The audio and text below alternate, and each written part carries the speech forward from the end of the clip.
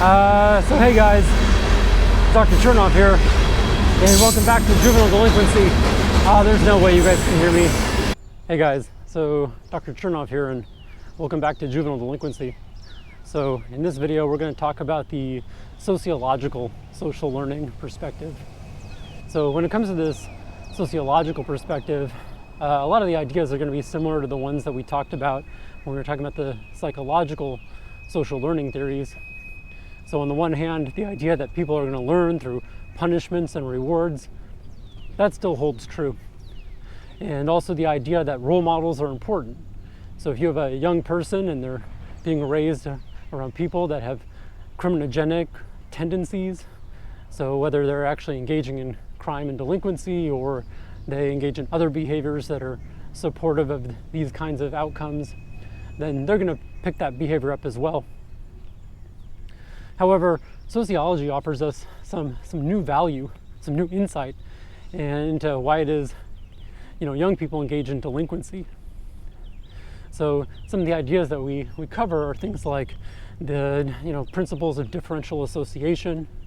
We also get the idea of drift theory, and we also get these techniques of neutralization. So, if you look at the principles of differential association, again, a lot of these ideas are going to be really similar to the ones that we talked about when we were talking about that psychological perspective.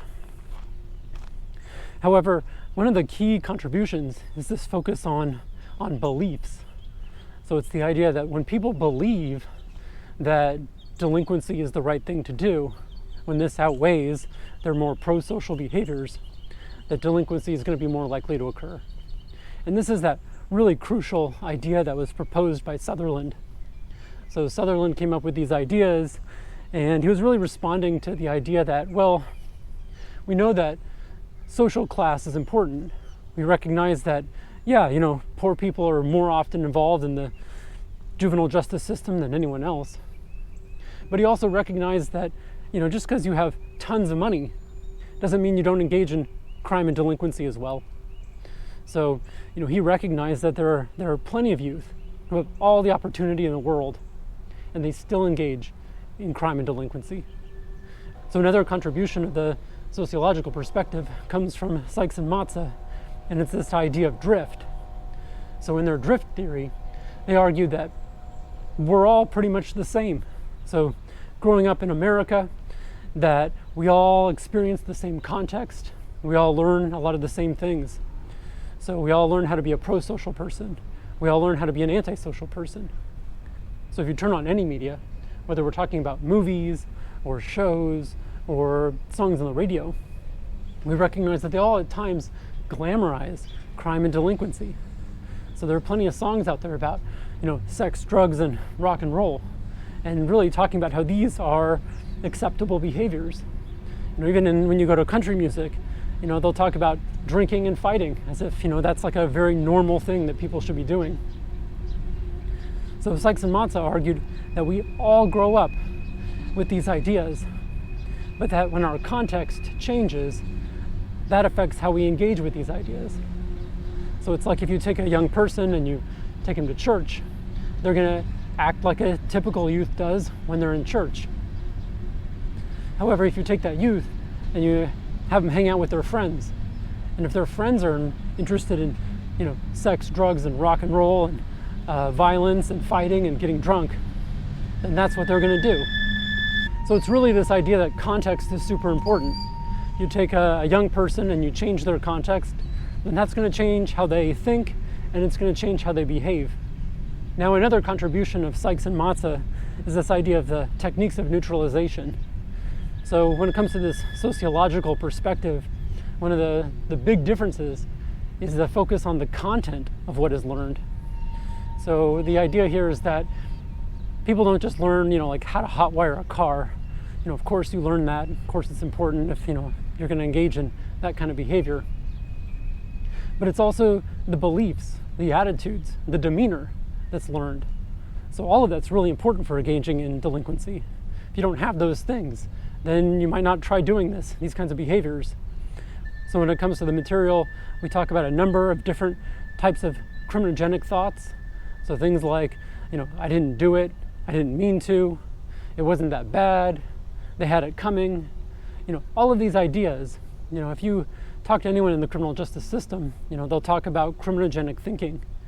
And they'll talk about how when they work with youth, the real goal is to try to help them address those issues.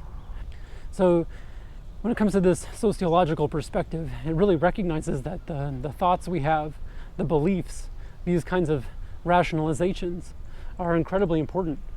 That these are what allow us to put aside our knowledge of how we're supposed to act and free us to engage in delinquent behaviors.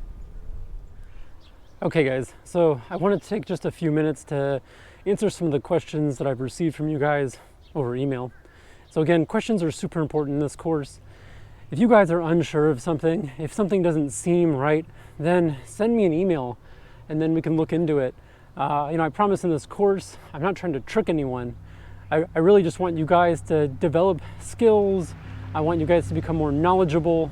I want you guys to have the tools so that when you get out into that field, that you can really make a difference into people's lives.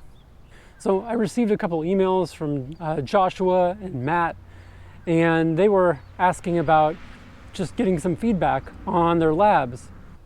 So here's the deal. Every week when you do labs, you should receive feedback. So what you might need to do is go to your inbox and search through your emails and look for the emails from my GA.